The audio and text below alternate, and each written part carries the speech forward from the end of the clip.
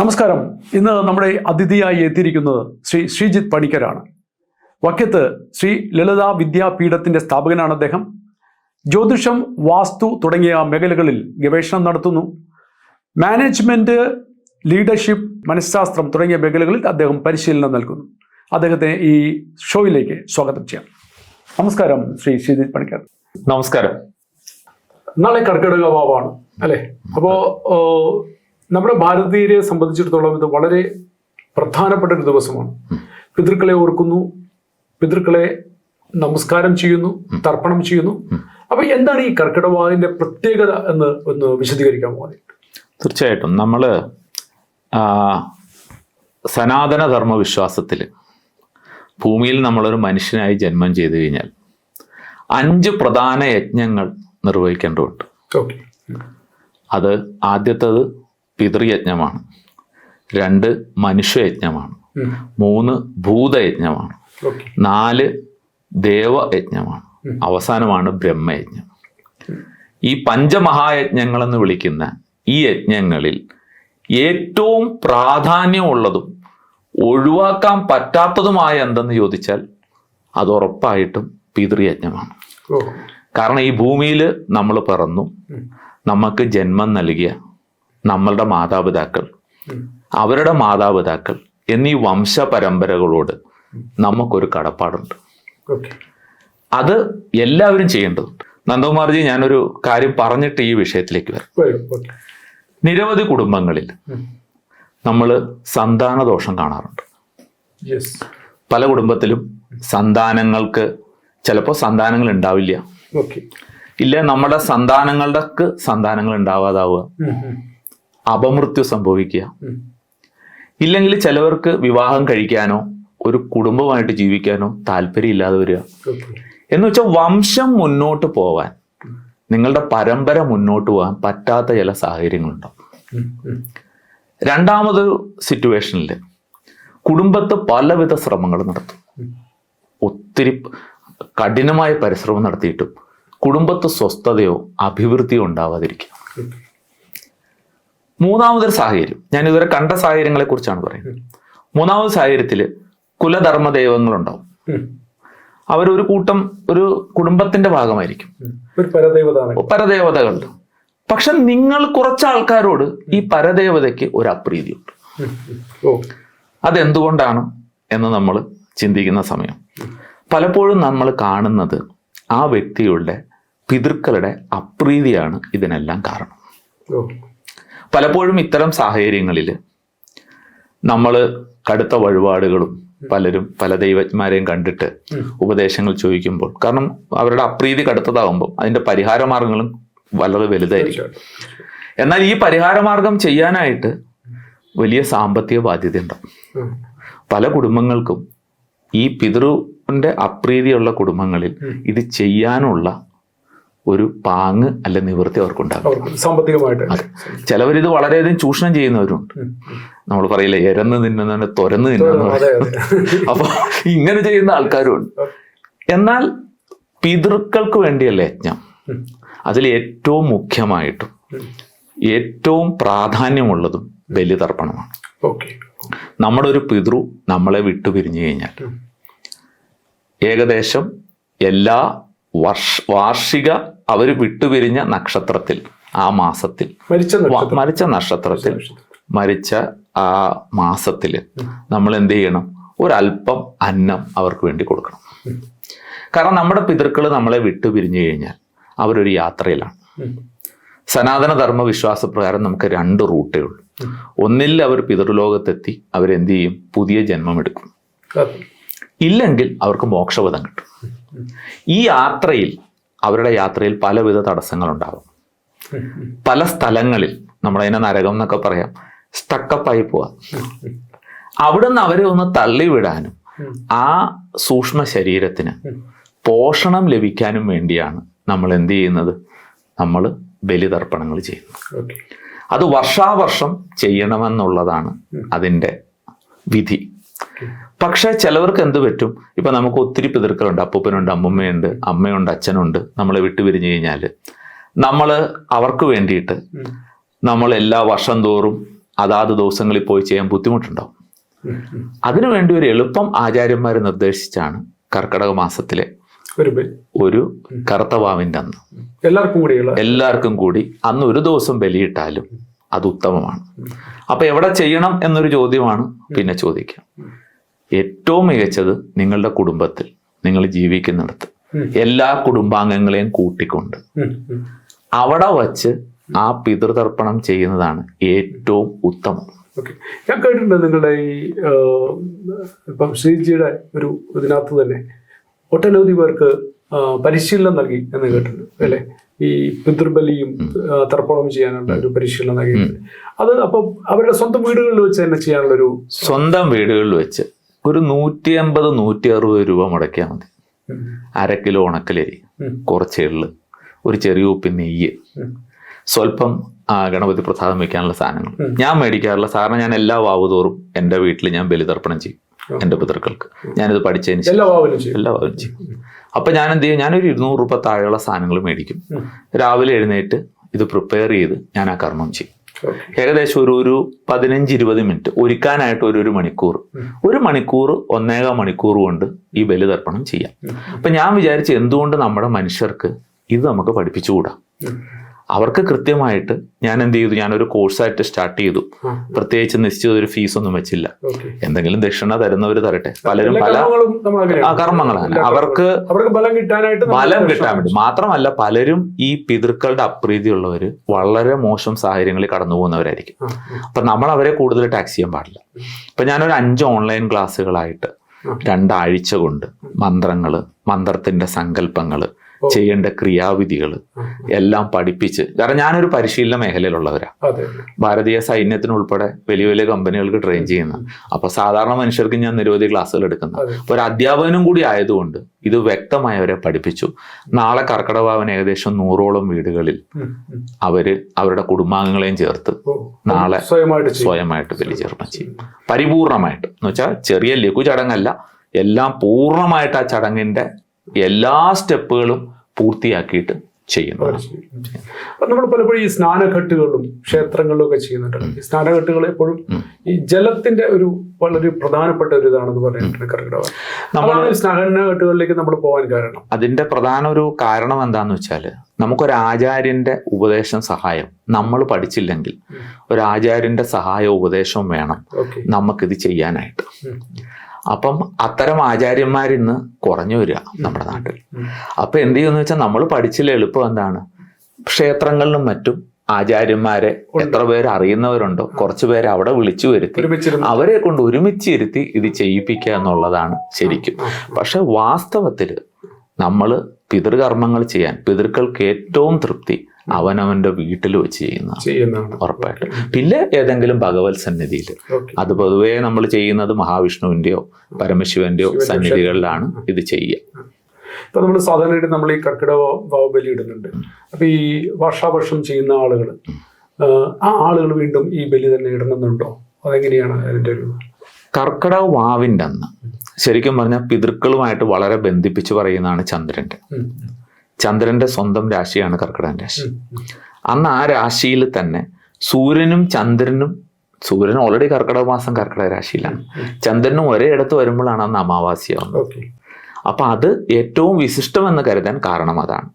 മാത്രമല്ല നാളത്തെ ഇതിന്റെ പ്രത്യേകത. പിന്നെ ഒരു കാര്യമുള്ളത്, ഭൂമി സൂര്യന് ചുറ്റും സഞ്ചരിക്കാം.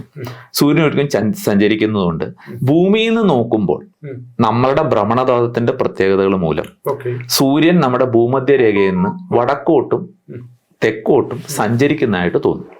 നമ്മുടെ ഭാരതമുള്ളത് ഭൂമധ്യരേഖയുടെ ഉത്തരഭാഗത്താണ്. അപ്പം മകരമാസം 1-ാം തീയതി വഴി സൂര്യൻ മെല്ലെ ഉത്തര ഭാഗത്തേക്ക് ചലിച്ചു തുടങ്ങും. അതിനെ നമ്മൾ ഉത്തരായനം എന്ന് പറയും. അപ്പൊ നമ്മളുടെ വിശ്വാസപ്രകാരം മേരു പർവ്വതം ഹിമാലയത്തിന്റെ ഉത്തരഭാഗത്താണ് ദേവസ്ഥാനം എന്ന് പറയാം. ദക്ഷിണ ഭാഗമാണ് നമ്മളുള്ളത്, മേരുവിന്റെ ദക്ഷിണ ഭാഗത്താണ്. അപ്പൊ ഈ ഉത്തരായനം ദേവകളുടെ കാലമാണെങ്കിൽ സൂര്യൻ ഭൂമധ്യരേഖയിൽ നിന്ന് നേരെ ഓപ്പോസിറ്റ് ദക്ഷിണ ഭാഗത്തേക്ക് ചലിക്കുന്ന ആ സമയത്തെ ദക്ഷിണായനം എന്ന് പറയും. അത് പിതൃക്കൾക്കുള്ള സമയമാണ്. അപ്പൊ ഈ ദക്ഷിണായന കാലത്തിൽ കർക്കിടക വാവ് തുടങ്ങി 6 മാസവും വാവ് വളരെ പ്രധാനമാണ്. പിതൃക്കൾക്ക് വേണ്ടിയിട്ടുള്ള കർമ്മങ്ങൾ ചെയ്യാം. നമ്മൾ നാളെ മാത്രമല്ല, കർക്കിടക മാത്രമല്ല, വരുന്ന ദക്ഷിണായന കാലത്തിലെ എല്ലാ വാവുകളും വളരെ ഇമ്പോർട്ടൻ്റ് ആണ്. ഈ വസ്തുത ജനങ്ങൾക്ക് യഥാർത്ഥത്തിൽ മനസ്സിലായിട്ടുണ്ട്. അപ്പൊ നമ്മൾ പിതൃബലി എന്ന് ചെയ്യുന്നു, എന്തെങ്കിലും കർമ്മങ്ങൾ അർപ്പിച്ചുകൊണ്ട് പോകുന്നതല്ലാതെ ഇത്രയും കണ്ടന്റുകൾ ആൾക്കാർക്ക് മനസ്സിലാക്കി കൊടുക്കാനായിട്ട് അത് എന്തുകൊണ്ടാന്ന് വെച്ചാൽ പലപ്പോഴും നമ്മളുടെ മന്ത്രങ്ങളും നമ്മൾ ചൊല്ലുന്ന പലതും സംസ്കൃതത്തിലാണ്. മലയാളത്തിൽ ഏകദേശം ഒരു 70% വാക്കുകൾ സംസ്കൃതത്തിലാണെങ്കിലും അർത്ഥം കൃത്യമായിട്ട് മനുഷ്യർക്ക് മനസ്സിലാക്കാൻ ശ്രമിക്കാറില്ല. നമ്മൾ കർമ്മങ്ങൾ ആർക്കാ ചെയ്യുന്നത്? നമ്മുടെ 7 തലമുറകൾക്ക് വേണ്ടി കർമ്മങ്ങൾ ചെയ്യണമെന്നാണ് ശാസ്ത്രം പറയുന്നത്. അറ്റ്ലീസ്റ്റ് 7 തലമുറ നമുക്കറിയില്ല, നമ്മൾ മിനിമം 3 തലമുറക്ക് ചെയ്യും. നമ്മുടെ മാതാപിതാക്കള്, പിതാമഹന്മാര്, പ്രപിതാമഹന്മാര്, മാതാമഹികള്, പ്രമാതാമഹികൾ, ഇവിടം വരെ നമ്മൾ ചെയ്യും. കൂടാതെ ആ കർമ്മങ്ങളിൽ ലാസ്റ്റ് കുറെ ധർമ്മപിണ്ഡം നമ്മൾ വയ്ക്കും. ആ മന്ത്രങ്ങൾ വായിച്ചു വെച്ചാൽ അതിന്റെ വ്യാപ്തി മനസ്സിലാവുള്ളൂ. എന്ന് വെച്ചാൽ ഇഹജന്മത്തിലും നമ്മുടെ മുൻ ജന്മങ്ങളിലും നമ്മളെ സേവിച്ച ഭൃത്യന്മാര്, നമ്മളെ ആശ്രയിച്ചവര്, നമ്മളുടെ കൂടെ ഉണ്ടായിരുന്ന വളർത്തു മൃഗങ്ങള്, വൃക്ഷലതാദികള്, അതുപോലെ തന്നെ നമ്മളുടെ ഗുരുക്കന്മാര്. ഇവനിപ്പോ നന്ദകുമാർജി പറഞ്ഞ നന്ദകുമാർജി വിവാഹം കഴിച്ച മാഡത്തിന്റെ അച്ഛൻ, അമ്മ, അവരുടെ വംശപരമ്പരകള്, അതുപോലെ നമ്മുടെ സുഹൃത്തുക്കള്, എവിടെയോ എന്തെങ്കിലും നമുക്ക് സഹായം ചെയ്തവര്, നമ്മുടെ കുടുംബത്തിൽ ചിലവര് എന്താ പറയുക, ആ ബ്രാഞ്ച് തന്നെ പിൽക്കാലത്ത് ആരും ഇല്ലാതായി തീർന്നിട്ടുണ്ട്. കർമ്മങ്ങളൊന്നും ചെയ്യാൻ ആരും ഇല്ലാതെ അത്തരത്തിലുള്ളവര്, ഗർഭാവസ്ഥയിൽ തന്നെ മരിച്ചുപോയവര്. അങ്ങനെ നമ്മളുടെ സങ്കല്പം അത്രത്തോളം വിപുലമാണ്. അത് ഓരോ മന്ത്രങ്ങളും നമ്മൾ പിണ്ടതർപ്പണം ചെയ്യുമ്പോൾ നമ്മളിത് കേട്ട് മനസ്സിലാക്കി കഴിഞ്ഞാൽ, അതിൻ്റെ അർത്ഥവും കൂടെ ഗ്രഹിച്ചു കഴിഞ്ഞാൽ എത്രത്തോളം വിശാലമായിട്ടുള്ള ഒരു കാഴ്ചപ്പാടാണ് നമ്മളുടെ ധർമ്മത്തിലും നമ്മുടെ ആചരണങ്ങളും ഉള്ളതെന്നുള്ളത് മനുഷ്യർക്ക് മനസ്സിലാവും. പക്ഷെ ഇത് മനസ്സിലാക്കുന്നവർ വളരെ കുറവാണെന്നുള്ളതാണ് വാസ്തവം. അതിൽ ഒരു പലപ്പോഴും ഞാൻ ശ്രദ്ധിച്ചില്ല, വെറും കർമ്മമായിട്ട് മാത്രം ചെയ്തു പോവുകയാണ്. അതിന്റെ അന്തസത്യമോ അല്ലെങ്കിൽ അതിന്റെ യാഥാർത്ഥ്യമോ മനസ്സിലാക്കാതെ ചെയ്തു പോകുന്നതാണ്. പിന്നീട് എന്താണ് ഈ പിതൃദോഷം എന്ന് നേരത്തെ പറഞ്ഞില്ലേ നമ്മള്, അത് അതിൻ്റെയൊക്കെ ഒന്ന് കൃത്യമായിട്ട് വരാം. ഇത് ചെയ്തില്ല അല്ലെങ്കിൽ പിതൃക്കന്മാരെ നമ്മള് ഗൗനിച്ചില്ല, അങ്ങനെ ഒരു ദോഷമുണ്ട് എന്ന് കേട്ടിട്ടുണ്ട്. അത് വളരെ ഗുരുതരമാണെന്ന് കേട്ടിട്ടുണ്ട്. അതാണ് ഞാൻ ആദ്യം പറഞ്ഞത്. ഈ പിതൃക്കൾക്ക് അവരുടെ പുത്രൻ അല്ലെ പുത്രി അവരെ അവരുടെ മരണാനന്തര യാത്രയിൽ അവരെ സഹായിക്കേണ്ടവരാണ്, അവർക്ക് വേണ്ട കാര്യങ്ങൾ ചെയ്യേണ്ടവരാണ്. അവരുടെ ചെയ്യാത്തവർക്ക് എന്ത് പറ്റുമെന്ന് വെച്ച് കഴിഞ്ഞാൽ അവരവിടെ സഫർ ചെയ്യാണ്. ആ യാത്രയിൽ അവര് സഫർ ചെയ്യുമ്പോൾ തീർച്ചയായിട്ടും അവരെന്ത് ചെയ്യും? എനിക്ക് 2 പുത്രന്മാരുണ്ട്, അവർക്ക് പുത്രന്മാരുണ്ട്, ഞാൻ എന്നിട്ടും ഇങ്ങനെ ഒരു അവസ്ഥയിൽ കിടക്കണ്ടല്ലോ എന്ന് ചിന്തിച്ചു കഴിഞ്ഞാൽ, അല്ലെ നമ്മൾ മനുഷ്യർ ചിന്തിക്കൊണ്ട് ചിന്തിക്കേണ്ട വേറൊരു തലമാണ്. പക്ഷെ എങ്കിലും അത് തീർച്ചയായിട്ടും അവരുടെ അപ്രീതി ഉണ്ടാക്കും. അവരുടെ അപ്രീതി ഉണ്ടാകുമ്പോൾ മറ്റൊരു അപ്രീതി നമ്മ കൂട്ടത്തിൽ ഓട്ടോമാറ്റിക്കായിട്ട് വരുന്നുണ്ട്. ഇത് പലർക്കും അറിയാത്തൊരു സംഗതിയാണ്. അത് ധർമ്മദൈവ കോപമാണ്. നമ്മുടെ ഈ കുലധർമ്മദൈവങ്ങൾ എന്ന് പറയുന്നവരെ ആരാണ് അവിടെ പ്രതിഷ്ഠിച്ചിരുത്തി നോക്കിയത്? തീർച്ചയായിട്ടും പിതൃക്കളാണ്.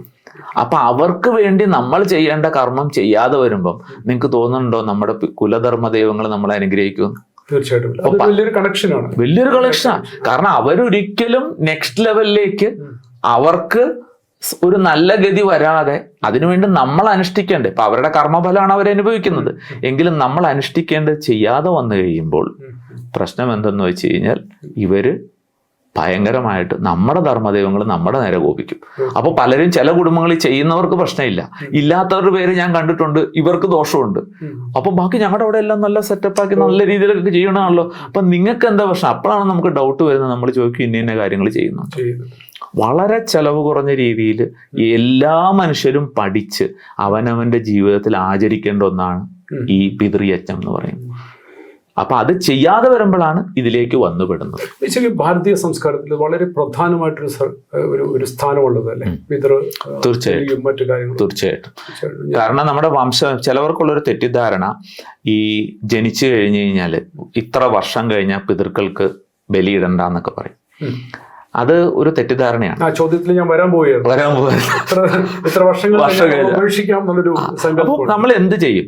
നമ്മൾ ഉദാഹരണത്തിന് നിങ്ങളുടെ പിതൃവിന്, നിങ്ങൾ ഉദ്ദേശിക്കുന്ന ആൾക്ക് അദ്ദേഹത്തിന്റെ മരണശേഷം പിൽക്കാല യാത്രയിൽ മോക്ഷപ്രാപ്തി നേടി.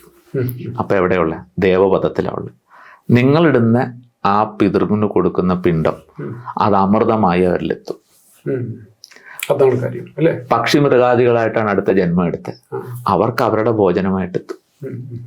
മനുഷ്യരായിട്ട് എടുത്തു കഴിഞ്ഞാൽ ചിലപ്പോൾ നമ്മുടെ കൂട്ടത്തിൽ തന്നെ, നമ്മുടെ നാട്ടിൽ തന്നെ മറ്റൊരു മനുഷ്യരായിട്ട് ഒരു ജന്മം എടുത്തിട്ടുണ്ടാവും. അവർക്ക് അവരുടെ ജീവിതത്തിൽ ഇപ്പോൾ ഉള്ള ആ ജന്മത്തിൽ ഭോജനമായിട്ടും അന്നപാനങ്ങളായിട്ടും ധനധാന്യ സമ്പത്തായിട്ടും അതവിടെ എത്തും. അപ്പൊ ഇവരെവിടെ ഉണ്ടെങ്കിലും ഈ സാധനം അവിടെ എത്തും. നന്ദകുമാർജി, മറ്റൊരു കാര്യം, ഞാൻ എന്തുകൊണ്ടാണ് ഇത് വീട്ടിൽ ചെയ്യണമെന്ന് പറയാൻ കാര്യം, നമ്മൾ വീട്ടിൽ ഈ ഒരുക്കങ്ങളൊക്കെ ചെയ്ത് നമ്മൾ ഈ കർമ്മങ്ങൾ ചെയ്യുമ്പോൾ നമ്മുടെ കുഞ്ഞുങ്ങളത് കാണും. ഇന്ന് പൊതുവെ പുതിയ തലമുറയിലെ കുട്ടികൾ ഈ തിരക്കുള്ള സ്ഥലത്ത് അമ്പലത്തിൽ വരാനോ ഇത്തരം കർമ്മങ്ങൾക്ക് കൂടെ വരാനോ താല്പര്യമില്ലാത്തവരാണ്. അവരിവിടെ വന്നു കഴിയുമ്പോൾ എന്ത് പറ്റും, അവര് കാണുന്നത് എന്താണ്, അപ്പൊ ചോദിക്കുക എന്താ അച്ഛാ ചെയ്യുന്നത്, എന്താ ഈ പറയുന്നത്. ഇപ്പൊ നമ്മൾ അവരുടെ അടുത്ത് പറയാം, ഞാൻ ഇതിനു വേണ്ടി ചെയ്യാണ്, മൾട്ടിപർപ്പസ് ആണ്. ഞാൻ കുടുംബത്ത് വെച്ച് ചെയ്യാൻ പറഞ്ഞ കാര്യം എന്താന്ന് വെച്ചാൽ, ഈ സംസ്കാരം, ആചരണങ്ങൾ ഒരു തലമുറയിൽ നിന്ന് മറ്റൊരു തലത്തിലേക്ക് പോകുന്നത് ക്ലാസ് എടുത്ത് പഠിപ്പിച്ചിട്ടല്ല, നമ്മൾ സ്വയം ചെയ്യുമ്പോൾ നമ്മുടെ കുഞ്ഞുങ്ങൾ കണ്ടുപിടിക്കുന്നത്. പലപ്പോഴും ഈ ആചരണങ്ങൾ ഒരു ചെറിയ ഒരു പക്ഷേ നമ്മുടെ ഏജ് ഗ്രൂപ്പ് അതിന്റെ തൊട്ട് മുമ്പുള്ള തലമുറകൾ വിട്ടുപോയിട്ട് ഉണ്ടോ എന്നൊരു സംശയമുണ്ട് അല്ലേ. അതുകൊണ്ടാണോ നമ്മുടെ ഈ കുട്ടികൾ ഇതേപോലെ വ്യത്യസ്തം? തീർച്ചയായിട്ടും. കാരണം എന്താണെന്ന് വെച്ചാൽ നമ്മൾക്ക് പല പല ജീവിതത്തിലെ പ്രാരാബ്ദങ്ങളും ഈ മിഡിൽ ക്ലാസ് അനുഭവിച്ചു എന്ന് നമുക്ക് ഒരിക്കലും പറയാൻ പറ്റില്ല. മിഡിൽ ക്ലാസ് എന്ന് വെച്ചാൽ അവരുടെ രണ്ടറ്റം കൂട്ടിമുട്ടിക്കാൻ നെട്ടോട്ട് ഓടുന്ന സമയമാണ്. പണ്ടത്തെ പോലെ 8 hour വർക്ക്സ് ഒന്നുമില്ല, 12 മണിക്കൂറും 14 മണിക്കൂറും ജോലി ചെയ്ത് ജീവിക്കുന്ന മനുഷ്യരാണ്. പക്ഷെ ഇന്ന് നമ്മൾ കണ്ടുവരുന്നത് എന്താണ്, നമ്മുടെ ഈ തലമുറയുള്ളവർ ഇതൊക്കെ പഠിക്കാനും ഇതറിയാനും താല്പര്യമുണ്ട്. അത് വളരെ പോസിറ്റീവ് ഒരു കാര്യമാണ്. മാത്രമല്ല നമ്മുടെ ന്യൂ ജനറേഷൻ എന്ന് പറയുന്നവർക്കും അവർക്ക് പണ്ടത്തെ പോലെ എന്താ പറയുക ബ്ലൈൻഡ് ആയിട്ട് ഇത് ചെയ്യണം എന്ന് പറഞ്ഞാൽ പറ്റില്ല. അവിടെ എപ്പോഴും അവരുടെ ഒരു ചോദ്യമുണ്ട്, വൈ, എന്തുകൊണ്ട് ചെയ്യണം, വാട്ട് ഫോർ. അപ്പൊ നമ്മൾ ആ തത്വത്തെ കൃത്യമായിട്ട് ബോധിപ്പിച്ചു കഴിഞ്ഞാൽ അവർക്ക് മനസ്സിലാവും, yes it makes sense, correct. അപ്പൊ നമ്മൾ പറഞ്ഞു കൊടുക്കേണ്ട രീതിയിൽ പറഞ്ഞു കൊടുക്കും. എന്റെ ക്ലാസ്സിലുള്ളത് 71 വയസ്സിലുള്ള ആളും ഉണ്ടായിരുന്നു, 18 വയസ്സിലുള്ള കുട്ടി ഉണ്ടായിരുന്നു. അപ്പൊ ഇത്രയും ആൾക്കാര് ഞാൻ ഒന്നിച്ചിരുത്തിയിട്ടാണ് ഞാൻ ഈ ക്ലാസ് എടുക്കുന്നത്. അപ്പൊ ഇവര് ചോദിക്കുന്ന ചോദ്യങ്ങൾ ആ തരത്തിലാണ്, ഓൺലൈൻ ക്ലാസ്സുകളാണ്. ഇവർ ആ തരത്തിലെ ചോദ്യം ചോദിക്കണേ, അതെന്തുകൊണ്ട് അങ്ങനെ പറയുന്നു, ഇതിങ്ങനെ ആയാൽ എന്താണ്. അപ്പൊ നമ്മൾ അതിന്റെ കൃത്യമായിട്ടുള്ള അവരെ എക്സ്പ്ലെയിൻ ചെയ്ത് കൊടുക്കും. They get convinced. അപ്പൊ this is the reason for we are doing this. അപ്പൊ അങ്ങനെ ഒരു സാധനം പറഞ്ഞു കൊടുത്താൽ, അതുകൊണ്ടാണ് നമ്മൾ ഈ സനാതനം എന്ന് നമ്മുടെ ആചരണത്തെയും സംസ്കാരത്തെയും വിളിക്കാൻ കാര്യം. ഇത് അത്രത്തോളം ആഴത്തിൽ വ്യാപ്തി ഉള്ളതും അതിന്റെ പ്രയോജനമുള്ളതും. തീർച്ചയായിട്ടും നേരത്തെ സൂചിപ്പിച്ച വളരെ പ്രധാനപ്പെട്ട ഒരു കാര്യം എന്ന് വെച്ചാൽ, ഈ ലോകാ സമസ്ത സുഖിനോ ഭവന്തു എന്ന് പറയുന്ന ഒരു സംസ്കാരത്തിന്റെ ഒരു ആ ചൊല്ലലിന്റെ അതിന്റെ ബാക്കി പത്രമായിട്ടാണ് അങ്ങ് പറഞ്ഞത്. എന്തുകൊണ്ടെന്നാൽ ഈ നമ്മുടെ തലമുറയിൽ ജീവിച്ച ഈവൻ നമ്മളെ സഹായിച്ചവരും നമ്മുടെ കൂടെ നിന്നവരും പക്ഷിമൃഗാദികളും ഈവൻ ഒരു ശുനകനെ പോലും അതിനകത്തേക്ക് കൊണ്ടുവരിക എന്ന് പറഞ്ഞാൽ വല്ലാത്തൊരു സംഭവമാണ് അല്ലേ. തീർച്ചയായിട്ടും കൃതോപകാരം. നമ്മൾ ഒരിക്കൽ പിന്നെ ദൃഷ്ടാച്ച പൃഷ്ടാച്ച എന്നൊക്കെ പറഞ്ഞു കഴിഞ്ഞാൽ നമ്മൾ കണ്ടതോ വഴിയിൽ ചിലപ്പോൾ ഒരു സഹായം ചോദിച്ചാണ്, അങ്ങോട്ട് പോകാനുള്ള വഴി എവിടെയാണ്, നന്ദകുമാർജിയുടെ അടുത്തോട്ട് വരാൻ, ഓഫീസിലേക്ക് വരാനുള്ള സ്ഥലം എവിടെയാണെന്ന് ചോദിച്ചു കഴിഞ്ഞാൽ എനിക്ക് പറഞ്ഞു തന്നാൾ എനിക്കൊരു ഉപകാരം ചെയ്ത ആളാണ്. അദ്ദേഹത്തിന് പോലും നമ്മൾ എന്ത് ചെയ്യുന്നുണ്ട്, അദ്ദേഹത്തിന്റെ മരണാനന്തര യാത്രയിൽ ഒരു ഇത് കൊടുക്കുന്നുണ്ട്.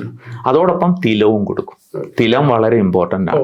അതിന്റെ പ്രാധാന്യം എന്താന്ന് വെച്ച് കഴിഞ്ഞാല്, ഈ തിലം നമ്മൾ ശരിക്കും ഹോമങ്ങൾ ഉപയോഗിക്കുന്ന 2 തരത്തിലാണ് സാധനങ്ങൾ. ഒന്ന് സമിത്തുകളെന്നും പിന്നെ നമ്മൾ പറയുന്നത് ദ്രവ്യങ്ങളെന്ന് പറയും. ഈ സമിത്തുകളിൽ പ്ലാഷിൻ ചമതയാണ്, മറ്റെന്തില്ലെങ്കിലും അത് മതി. അതുപോലെ ദ്രവ്യങ്ങളിൽ നമ്മൾ മലര്, കടുക്, നെല്ല്, ദ്രവ്യങ്ങളിൽ എള്ളിനാണ് ഏറ്റവും പ്രാധാന്യം. എള്ളിന് മറ്റൊരു പ്രത്യേകത, പാപദുരിതങ്ങളെ അകറ്റാൻ കഴിവുണ്ടെന്ന് എള്ളിനുണ്ട്. ഉദാഹരണം, നമുക്ക് രോഗങ്ങൾ എന്തെങ്കിലും ഉള്ള സമയത്ത് എള്ളും നെയ്യും ചേർത്ത് ഹോമങ്ങളാണ് അതിന് പരിഹാരമായിട്ട് പറയും. കാരണം രോഗബാധകൾ നമ്മൾക്കുണ്ടാവുന്നത് നമ്മുടെ പൂർവജന്മകൃതമായിട്ടുള്ള പാപങ്ങൾ കൊണ്ടാന്ന് പറയും. അപ്പൊ അതിനെ പാപങ്ങളെ ക്ഷയിപ്പിക്കാൻ എള്ളിനൊരു കഴിവുണ്ട്. കാരണം എന്താന്ന് വെച്ചാൽ ഇവർക്ക് മറ്റൊരു ജന്മം എടുക്കാനോ അല്ലെ മോക്ഷപ്രാപ്തിയിലേക്കോ തടസ്സമായി നിൽക്കുന്ന ഇവരുടെ പ്രാരാബ്ധ പാപഫലങ്ങളാണ്. അതിനുള്ള പരിഹാരം എന്നുള്ളത് കൂടിയാണ് നമ്മൾ എന്ത് ചെയ്യുന്നത്, ഈ തിലം നമ്മൾ കൊടുക്കുന്നതിന്റെ കാരണം. ഒരു സാധാരണ നമ്മൾ ചോദിക്കുന്ന ചോദ്യമാണ്, പൊതുജനങ്ങൾ ചോദിക്കുന്നത്. ഞാനിപ്പോ കാശിയിൽ പോയി ഞാൻ ഇത് ചെയ്തു, രാമേശ്വരത്ത് പോയി ചെയ്തു, അപ്പോൾ ഇനി എനിക്ക് ചെയ്യേണ്ട ആവശ്യമില്ല, അതുകൊണ്ട് കഴിയും എന്ന് പറയുന്ന ഒരു കാര്യമുണ്ട്. എന്താ വെച്ചാൽ എല്ലാത്തിൻ്റെയും അവസാനം ഞാൻ കാശി പോയി ചെയ്ത് കഴിഞ്ഞു, ഇനിയിപ്പോൾ തിരിച്ചു വിളിക്കണ്ട എന്നുള്ളൊരു ഭാവമുണ്ട്. അത് സത്യമാണോ അതോ എങ്ങനെയാണ്? അത് ചെറിയൊരു തെറ്റിദ്ധാരണയാണ്. പിന്നെ പൊതുവെ മനുഷ്യർക്ക് ഷോർട്ട് കട്ട് വളരെ ഇഷ്ടമാണ്. കാരണം വേറെ കഷ്ടപ്പെടണ്ടല്ലോ, ഇത് വളരെ ഷോർട്ട് കട്ടാണ്. ഒരു പ്രാവശ്യം അവിടെ പോയി ഞാൻ ചെയ്തതിന്റെ ആവശ്യമില്ല. മാത്രമല്ല അത്തരം സ്ഥലങ്ങളിൽ ഇത് പ്രചരണത്തിന് വേണ്ടി ഉപയോഗിക്കുന്ന ഒരു മാധ്യമമാണെന്നും കൂടെ നമുക്ക് എടുക്കാം. കാരണം അതൊരു അഡ്വർടൈസ്മെന്റ് ആണല്ലോ. കാരണം ഒരു പ്രാവശ്യം ഇവിടെ വരെ വന്ന് ഞങ്ങളോട് ഈ പൈസയൊക്കെ തന്ന് ഇവിടെ ചെയ്തു കഴിഞ്ഞാൽ നിങ്ങൾ ഇതിൽ നിന്നൊക്കെ ഫ്രീ ആയി, അങ്ങനെ ഒരു സാധനം ഇല്ല. മാത്രമല്ല പലരുടെയും തെറ്റിദ്ധാരണയാണ്, പിതൃകർമ്മങ്ങൾ നടത്തുമ്പോൾ പിതൃക്കളെ നമ്മൾ ഇങ്ങോട്ട് കൊണ്ടുവന്ന് ഇവിടെ വിളിച്ചിരുത്തി. നിങ്ങൾക്ക് തോന്നുന്നുണ്ടോ മറ്റൊരു ലോകത്തിരിക്കുന്ന പിതൃ നിങ്ങളുടെ അടുത്ത് വന്നിരുന്ന് ഇത് ചെയ്യുന്നു? അതല്ല, അതിൻ്റെ ഒരു അംശം ഇവിടെ എത്തുകയും ഈ അംശത്തെ സൂര്യദേവനിലൂടെ നമ്മൾ അവിടെ എത്തിച്ചു കൊടുക്കുക ചെയ്യുന്നു. ആ പോഷൻ എത്തിക്കുന്നത് അത് അവരുടെ എത്ര വർഷം നിങ്ങൾ ജീവനോടെ ഉണ്ടോ അത്രയും വർഷം ഈ കർമ്മങ്ങൾ നിങ്ങൾ ചെയ്യണം. അതൊരു ബൈൻഡിങ് കാര്യം മാത്രമല്ല, നിങ്ങൾ ഈ വർഷം ഒരു ബലിതർപ്പണത്തിൽ ഇരിക്കുന്ന സമയം, അന്നൊരു ദിവസം നമ്മൾ ജീവിതത്തിൽ പല പല തിരക്കുകൾക്ക് പോകുന്ന അന്ന് ആ 2 മണിക്കൂർ സമയമല്ലേ നമ്മുടെ പൂർവികർക്ക് വേണ്ടി നമ്മൾ ആലോചിക്കുന്നത്, ശരിയല്ലേ? നമ്മുടെ കുഞ്ഞുങ്ങളുടെ മുമ്പിൽ നമ്മൾ നമ്മുടെ പൂർവികരെ ബഹുമാനിക്കുന്നെന്നും അവർക്ക് വേണ്ടി ചെയ്തു എന്നുള്ള കാര്യം അവർക്ക് എന്താക്കി മനസ്സിലാക്കി കൊടുക്കുക. 2, 3, 4 വർഷം ചെയ്യുമ്പം എല്ലാ ഭാവനും അച്ഛനും അമ്മയും ചെയ്യുന്നുണ്ട്. അപ്പൊ എന്താണ് ഇതിന്റെ പൊരുള്? അവര് പഠിക്കും. നിങ്ങൾ പഠിക്കുന്ന ഇന്ന് ChatGPTയും AI ടൂൾസും ഉള്ള കാലമാണ്. അവരിത് കംപ്ലീറ്റ് ഇന്ന് ഏത് ഗ്രന്ഥങ്ങളിലെ ഏത് ഉൾക്കാഴ്ച വേണമെങ്കിലും ഗ്രോക്കിനോടും ChatGPT ചോദിച്ച് മനസ്സിലാക്കാം. അവരിതൊക്കെ ചെക്ക് ചെയ്യും. അവർ ചെക്ക് ചെയ്ത് മനസ്സിലാക്കും. അപ്പൊ അവരും നമ്മുടെ പാത പിന്തുടരും. നമുക്ക് എന്താ വേണ്ടത് നന്ദകുമാർജി? നമ്മളെല്ലാവരും ആഗ്രഹിക്കുന്നത് നമ്മളുടെ കുഞ്ഞുങ്ങള് വലിയ അല്ലല്ലൊന്നും ഇല്ലാതെ അവരൊരു കുടുംബമായി കുഞ്ഞുങ്ങളുമായിട്ട് നല്ലപോലെ ജീവിക്കുന്ന കണ്ടിട്ട് നമുക്ക് കണ്ണടക്കണമെന്നാണ്. ഇത് നടക്കണമെങ്കിൽ പിതൃക്കളുടെ പ്രീതി വേണം. പിതൃക്കള് ബുദ്ധിമുട്ടുകയാണ്, അവരുടെ ലോകത്ത് അവർ കഷ്ടപ്പെടുന്നെങ്കിൽ നമ്മുടെ കുടുംബത്ത് അതിന്റെ പ്രതിഫലനം ഉണ്ടാവും. നമ്മുടെ സംസ്കാരത്തിൽ എഴുതി വെച്ചാൽ വല്ലാത്തൊരു ഇന്റർ കണക്ഷൻ ആണ് അല്ലേ നമ്മുടെ മരിച്ചുപോയവരുമായി. ഒരുപക്ഷെ എല്ലാ സംസ്കാരങ്ങളും ഉണ്ടെന്ന് തോന്നുന്നു, എങ്കിലും ഇതിന് പ്രകടമായ ഈ കർമ്മങ്ങൾ അല്ലെ, വിധികളും കർമ്മങ്ങളും ഉണ്ട്. അത് നമ്മൾ ചെയ്യേണ്ട കാര്യങ്ങൾ നമ്മൾ ചെയ്യാതെ ഒരിക്കലും. നമ്മൾ പഞ്ചമഹായജ്ഞങ്ങൾ പറയുമ്പോൾ ആദ്യം പിതൃയജ്ഞമാണ്. പിതൃയജ്ഞം കഴിഞ്ഞ് അടുത്ത യജ്ഞം മനുഷ്യയജ്ഞം, സഹജീവികളെ സഹായിക്കുക. പിന്നെ ഭൂതങ്ങളാണ്. ഭൂതം എന്ന് പറഞ്ഞാൽ കേട്ട് പേടിക്കരുത്, ഭവിച്ചതെന്തോ അത് ഭൂതം ഉണ്ടായതാണ്. പഞ്ചഭൂതങ്ങൾ നമ്മൾ പഞ്ചീകരണ പ്രക്രിയ ഉണ്ടായി. ഈ ജീവിവർഗങ്ങൾ, പക്ഷിമൃഗാദികള്, വൃക്ഷലതാദികള്, ഇവയ്ക്കൊക്കെ നമ്മൾ വേണ്ട കാര്യങ്ങൾ ചെയ്യണം. ഇതെല്ലാം ചെയ്തിട്ട് വേണം ദേവന്മാരുടെ അടുത്തും ബ്രഹ്മജ്ഞാനം ചെയ്യാനും പോകേണ്ടത്. മനുഷ്യനായി ഗാർഹസ്ഥ്യനായുള്ള സന്യാസികൾക്ക് വേറെയാണ് ക്രമം. ഒരു കുടുംബമായിട്ട് വീടുമായിട്ട് കഴിയുന്നവർ ചെയ്യേണ്ട ഏറ്റവും ഇമ്പോർട്ടൻസ് ആണ് ഇത് തന്നെയാണ്, തർക്കമില്ല. അപ്പോൾ നമ്മുടെ ഈ ചർച്ചയിൽ നമ്മൾ വളരെ പ്രധാനപ്പെട്ട ഒരു കാര്യമാണ് സംസാരിച്ചത്. എന്തുകൊണ്ടാണ് പ്രത്യേകിച്ച് വാവ് ബലിയുടെ കർക്കിടക വാവ് ബലിയുടെ സമയത്ത് നമ്മുടെ ആചാരങ്ങൾ, വസ്തുനിഷ്ഠമായ ആചാരങ്ങൾ പിന്തുടരുക, നമ്മുടെ അടുത്ത തലമുറയിലേക്ക് കൊടുക്കുക.